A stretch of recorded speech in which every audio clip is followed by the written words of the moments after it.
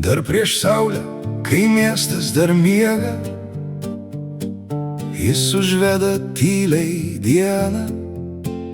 Kava rankoj, akis dar pavargę, bet kelias jau šaukia į vėl. Veidai keičias degalinėse, keliai vis tie patys kasdien.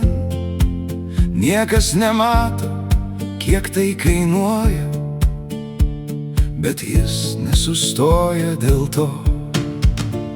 Kilometrai be vardo ir laiko, tik linijos vedančios pirmyn. Per lietų, per naktį, per tylą, kai miestas jau seniai užmigo.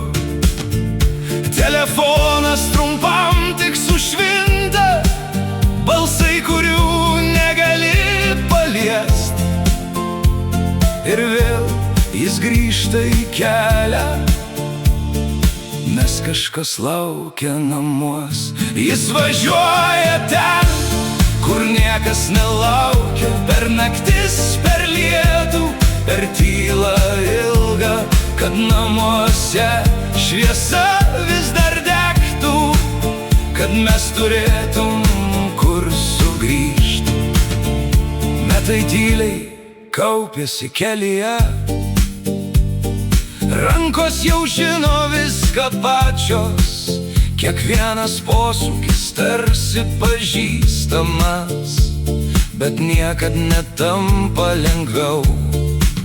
Kiti gyvena tarp sienų ir laiko, jis gyvena tarp kelių ir dangaus.